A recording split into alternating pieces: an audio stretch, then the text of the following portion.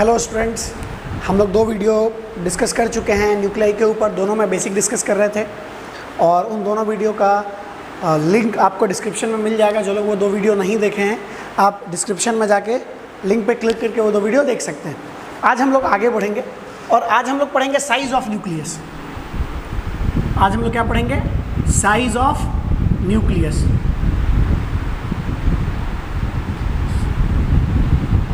तो size of nucleus का क्या है? तो पहले तो शेप समझते हैं।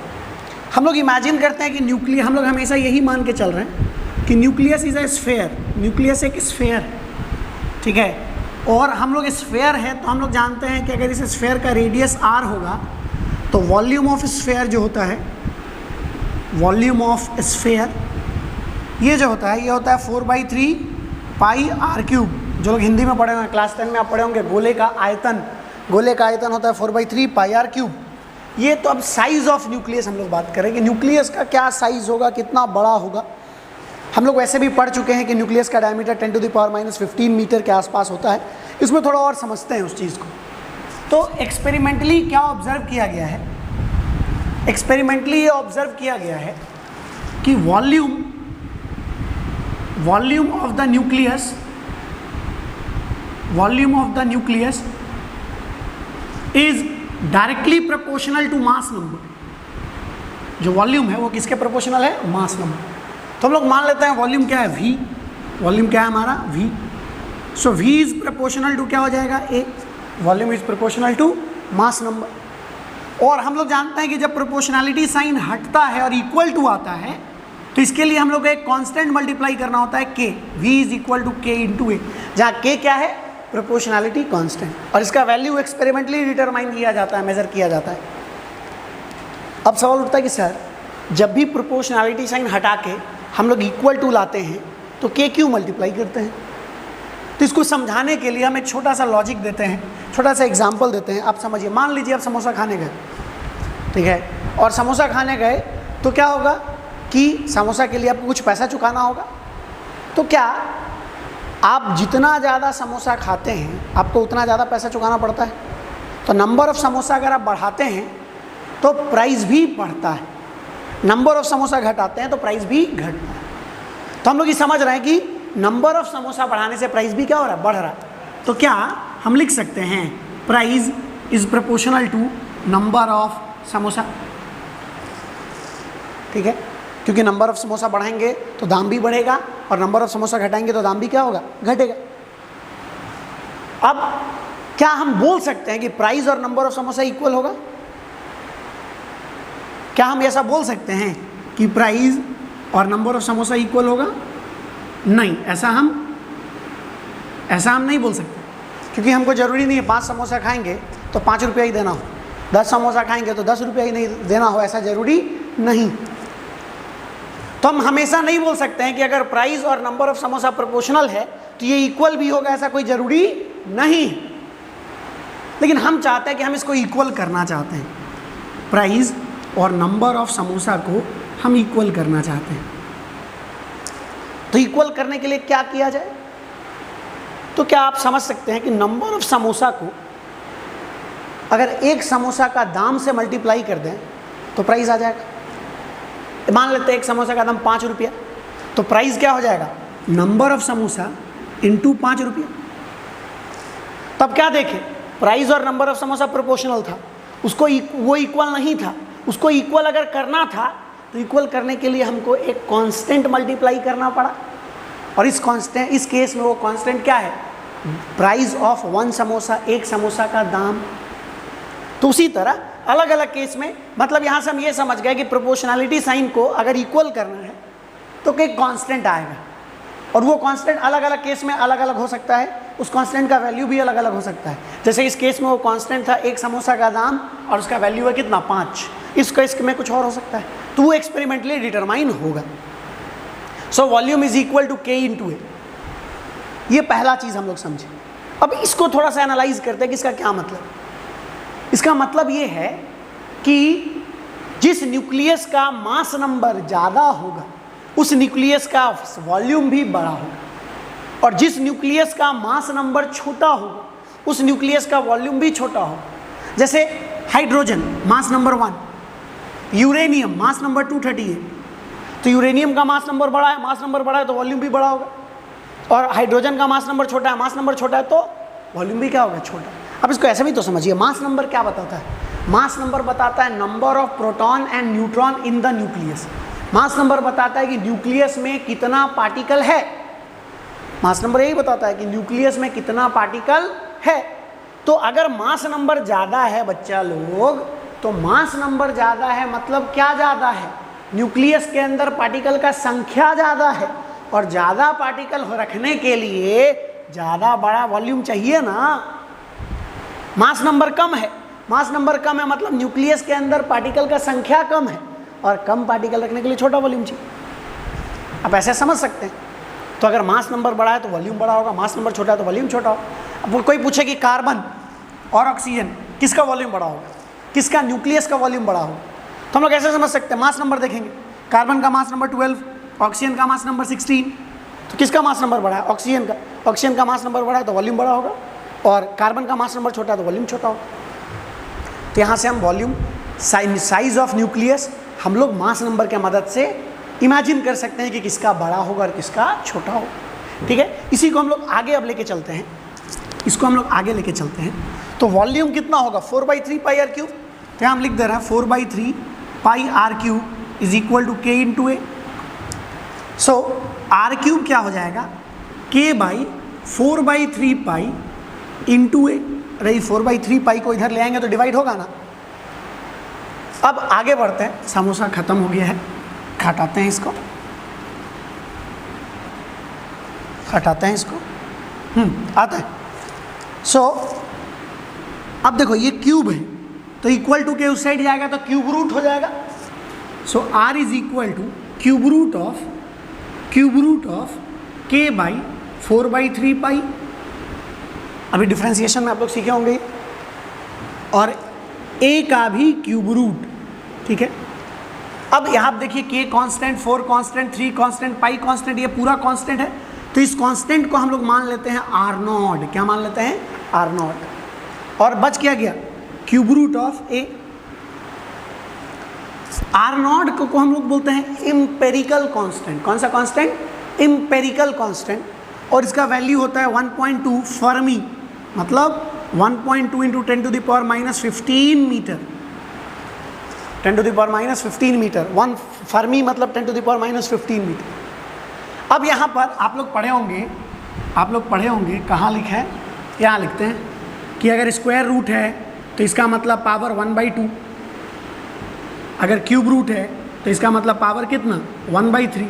तो यहाँ पर देखिए आप r इज इक्वल टू क्या हो जाएगा, आर नॉट, ए का पावर क्यूब रूट है तो कितना, 1/3।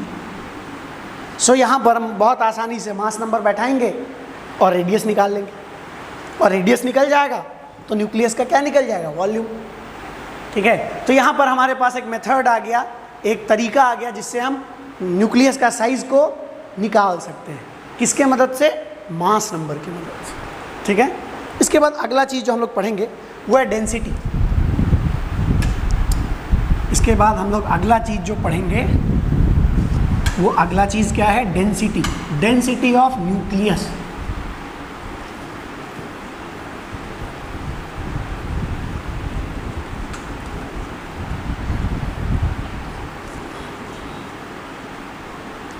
डेंसिटी समझते हैं हम लोग। ठीक है, डेंसिटी क्या होता है, डेंसिटी होता है mass by volume, mass by volume. इसको हम बोल दे रहे हैं इक्वेशन 1। अब हम निकालना चाह रहे हैं वॉल्यूम। क्या निकालना चाह रहे हैं, वॉल्यूम, वॉल्यूम ऑफ न्यूक्लियस। तो न्यूक्लियस का जो वॉल्यूम होगा वो तो स्फीयर है, हम लोग मानते हैं कि न्यूक्लियस इज अ स्फीयर, और इसका रेडियस मान लेते हैं कितना, आर। तो जो वॉल्यूम होगा ये हो जाएगा 4/3 पाई आर क्यूब।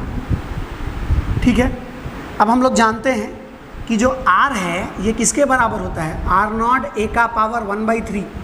अभी अभी पढ़ें तो वॉल्यूम क्या हो जाएगा, 4/3 पाई, और आर के जगह पे हम लोग लिख देंगे आर नॉट ए का पावर 1/3, और आर का क्यूब है तो क्यूब। तो वॉल्यूम हो जाएगा 4/3 पाई r0³ और a का पावर 1/3 इसका क्यूब, तो ये 3 कट जाएगा।